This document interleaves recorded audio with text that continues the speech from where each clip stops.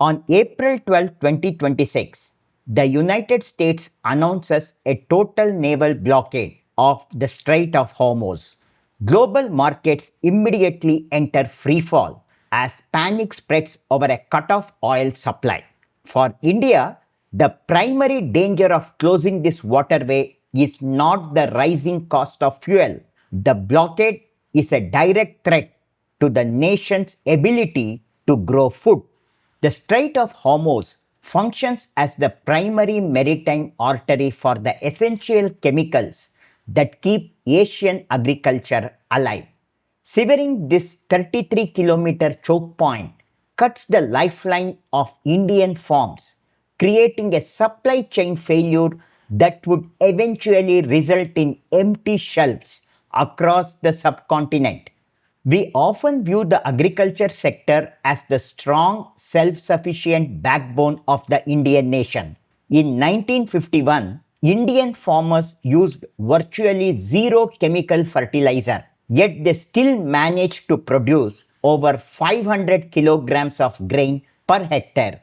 Over the following 7 decades, crop yields surged to 5 times that original baseline.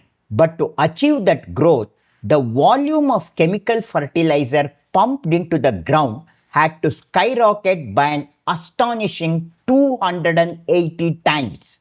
This statistical gap indicates an agricultural system sustained by a chemical dependency that grows more expensive and more fragile with every harvest.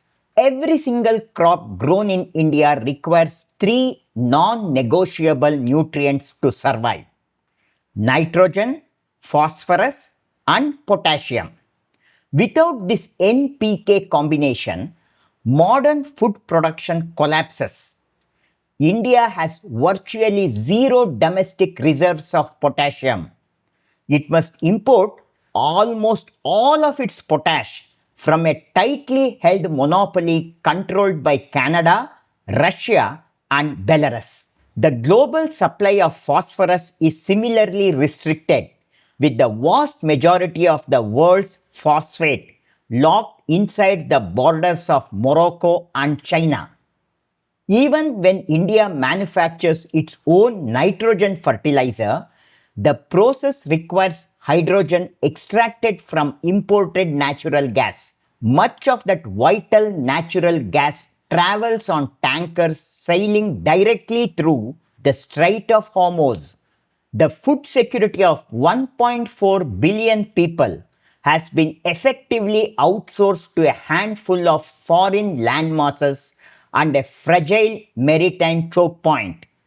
To protect farmers from global price spikes, the government buys imported fertilizer for 2,200 rupees per bag, then sells it at a massive discount for only 242 rupees. Because these chemicals are artificially cheap, farmers drastically overapply them, dumping up to 8 times the safe limit of nitrogen directly into the ground. This chemical overload actively kills vital soil microbes and destroys the organic matter needed to sustain plant life. The unused chemical push deep underground, severely contaminating the drinking water supplies across regions like Punjab and Haryana. As the soil loses its natural fertility, farmers are forced to apply increasingly heavier doses of chemical fertilizer just to keep their crop yields from crashing. This creates a doom loop. The nation spends massive national resources to systematically poison its own land, guaranteeing an even deeper reliance on foreign imports the following year. Why can't the government simply ban those chemicals and force a nationwide transition to organic farming? At India's current scale, an abrupt organic shift would immediately slash crop yields by up to 25%. That sudden drop would leave hundreds of millions of people facing starvation. Breaking this nitrogen trap requires a realistic technological solution like precision agriculture utilizing nano urea. Instead of dumping bulk chemicals into the dirt, drones spray targeted nanoparticles directly onto the plant leaves.